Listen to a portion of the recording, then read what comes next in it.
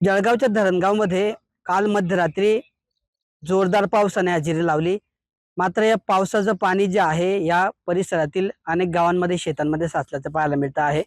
आपण आता जळगावच्या धरणगाव तालुक्यातल्या वराड बुद्रुक या गावामध्ये आहोत आणि आपण जर या ठिकाणी बघितलं तर जवळपास गुडघ्या एवढं पाणी जे आहे या शेतांमध्ये साचलेलं आहे।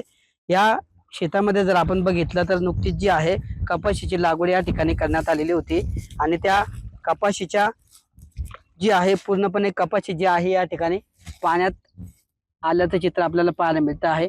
पूर्णपणे या ठिकाणी कपाशी जी आहे 2 एकराच्या आसपास एक क्षेत्र आहे आणि या शेतामध्ये जे आहे पावसाचं पाणी साचलेलं आहे। आपण दुसरीकडे बघू शकतो की शेजारच्या शेतामध्ये देखील कपाशी जी आहे या ठिकाणी अर्धा फुटापर्यंत वाढलेली आहे। मात्र त्या शेतामध्ये देखील आता पाणी साचलेलं आहे। जसं जसं दिवस उलटतो आहे तसं जसं या ठिकाणचं पाणी कमी होत आहे। सकाळी ही पूर्ण कपाशी जी होती ती पाण्यात होती, मात्र आता पाण्यात जे आहे या ठिकाणचं कमी झालेलं आहे आणि जवळपास आता या शेतकऱ्याला जे आहे पुन्हा या ठिकाणी नुकसानाचा सामना करावा लागतो आहे।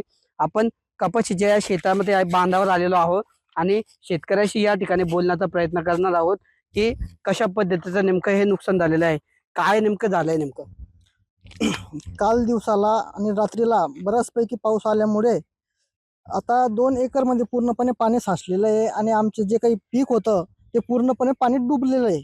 तर आता हे पाणी पूर्णपणे कमी झाल्यानंतर आणि शेती सुकल्यानंतर त्यानंतर आम्हाला वापस हे पीक तर सडून जाणार आहे, पण वापस आता आम्हाला लागवडी करणं लागणार आहे। किती नेमकं क्षेत्र आहे हे तुमचं वाला हे आणि काय झालंय नेमकं। हे क्षेत्र आमचं 2 एकर आहे। 2 एकर क्षेत्र आहे। 2 एकर क्षेत्रामध्ये 1 एकर क्षेत्रामध्ये पाणी जे पूर्ण कपाशी आमची वायाच गेलेली आहे। अच्छा, तर आम्हाला म्हणजे आता महिना लागून जाईल ते वावर तयार करायला त्याला, म्हणजे ते गेलंच ते किती नुकसान झालंय नेमकं आता हे 1 एकरचं नुकसान होऊन गेलेलं आहे आमचं। कधी लावले होते तुम्ही ही 25 मेला लावली होती। 25 मेला लावली, पाणी भरत भरत भरत एवढं दाखलाचं एवढं केलेलं आहे आणि देवानी बी चांगलंच केलं। ते पाणी आला म्हणजे सर्वांना चांगलं झालेलं आहे, पण मग हे असं नुकसान होऊन गेलं। वाट पाहत होते पावसाची आम्ही वाटच पाहत होतो, पण देवानी बी टाकलं पाणी, पण देवानी पाऊस पाडलेला आहे, पण मग आम्हाला बी आता हे नुकसान झालेलं आहे। तर हे नुकसानाची काही आम्हाला भरपाई मिळायला पाहिजे, हीच आमची शासनाकडून विनंती आहे। तर अशा पद्धतीने शेतकरी जे आहेत चातकाप्रमाणे या ठिकाणी पावसाची वाट बघत होतं। मात्र काही ठिकाणी पुरेसा पाऊस पडला तर काही ठिकाणी पावसामुळे जे आहे अशा पद्धतीने नुकसान झालेलं आहे।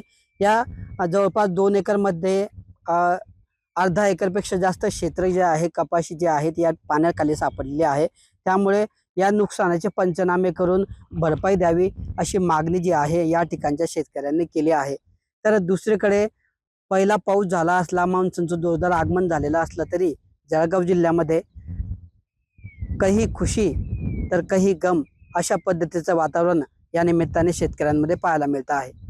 कॅमेरा पर्सन चेतन शिंदेसह किशोर पाटील, TV9 मराठी, जळगाव।